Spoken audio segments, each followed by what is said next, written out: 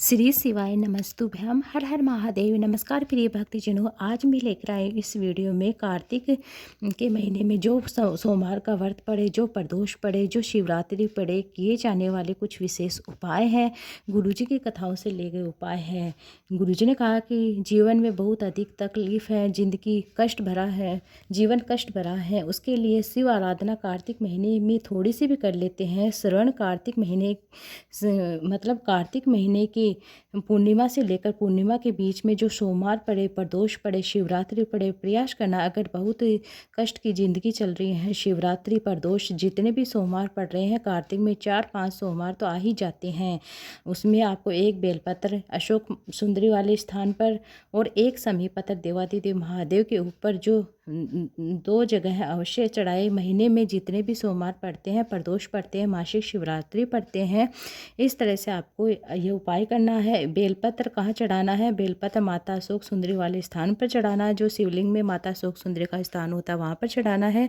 समी पत्र देवादिदेव महादेव भोले बाबा की शिवलिंग के ऊपर अर्पित करना है और उनकी डंडे का मुख जलाधारी की ओर होना चाहिए। समी पत्र का भी जलाधारी की ओर होना चाहिए। एक बार चढ़ाकर देखो, आपके जीवन का जो आनंद है, जो अपने हृदय की कामना है, अपने हृदय के भाव है। कार्तिक का जो महीना होता है, भगवान स्कंद कार्तिक के लिए मूल है। इस सड़ानन कार्तिक के जब तारकासुर का संहार किया था, तारकासुर को जब मार दिया था, तो 33 कोटि देवी देवताओं ने सड़ानन कार्तिक को वर प्रदान किया था। कहा था कि कार्तिक को वर प्रदान हुआ था लक्ष्मी जी ने, और भगवान नारायण ने कार्तिकेय जी से कहा कि हे स्कंद देव, हे कार्तिक के महीने में जो दीप दान करता है उसके घर में कभी भी धन संपदा की कमी नहीं आती है। कार्तिक महीने में दीप दान की महत्वता जैसे ही लक्ष्मी और नारायण ने कही, तब ब्रह्मा देव प्रकट होते हैं और देवादिदेव महादेव प्रकट होते हैं माता पार्वती के साथ।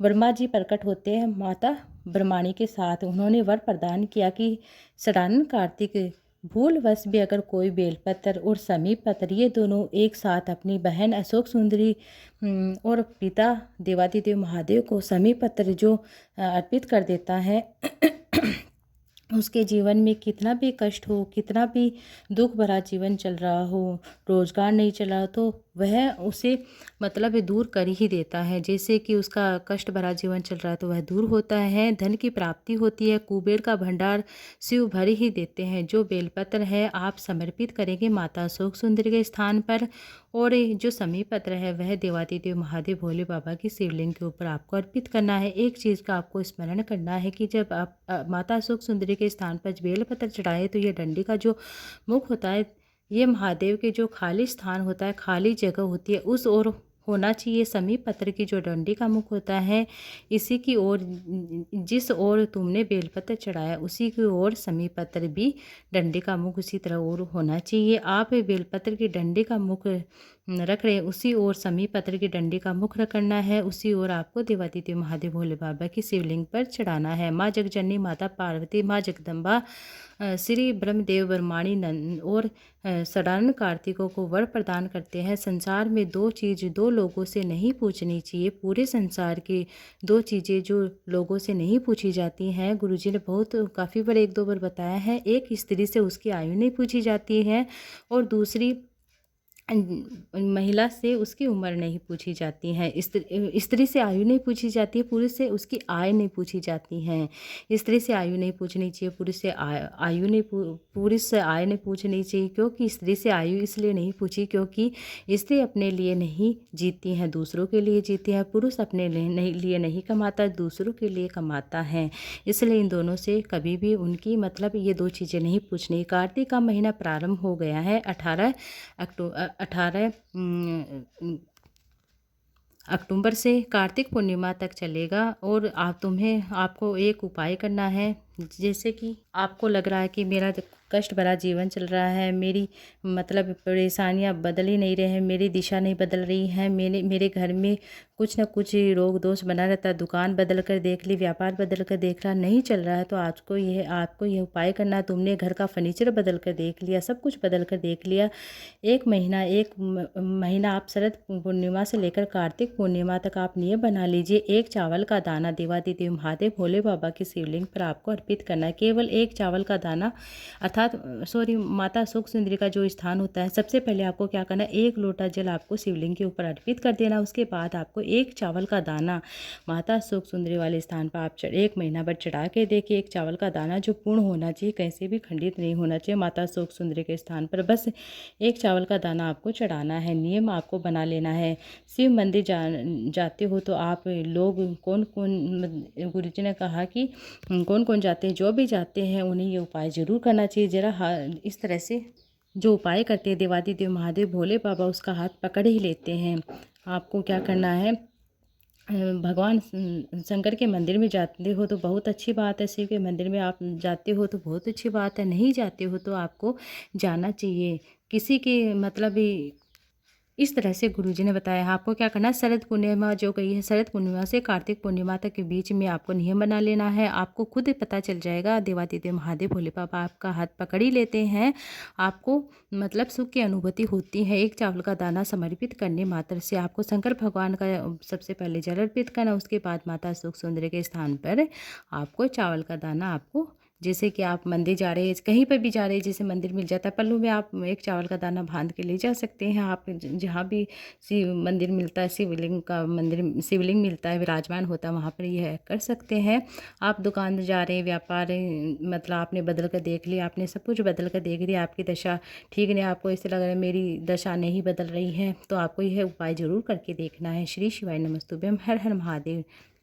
अब मैं आपको बता रही हूँ, गुरुजी ने बहुत ही अच्छी बात बताई है। इस शिव महापुराण की कथा में जो फिलहाल कथा जो चल रही थी उसमें गुरुजी ने कहा कि सबसे पहला, गुरुजी ने बताया कि अक्षत, सबसे पहला अक्षत स्वयं अन्नपूर्णा महारानी काशी में विराजमान होकर नंदी पर बैठकर आए हुए देवादिदेव महादेव की साक्षी में कहती हैं कि स्वयं अन्नपूर्णा महारानी काशी के पवित्र भूमि पर नंदी पर बैठकर आए हुए भगवान देवादिदेव महादेव भोले बाबा से कहती हैं, भोले बाबा, हे शिव, हे शंकर, हे विश्वनाथ, विश्व का भरण पोषण करने वाले विश्वनाथ, मैं आपको क्या दूं, मैं आपको क्या प्रदान करूं। अन्नपूर्णा महारानी कहती है कि मैं आपको क्या दूं, इससे संपूर्ण ब्रह्मांड का कल्याण हो जाए, आपकी कृपा दृष्टि मुझ पर हो जाए, मेरी भी दशा बदल जाए। मैं आपको क्या दूं, क्या प्रदान करूं। मैं आपको, दुनिया के लोग कहते हैं जो भगवान को सोना देना, चांदी देना, हीरा देना, पन्ना देना, रत्न देना, आभूषण देना, कल्याण का अंक देना।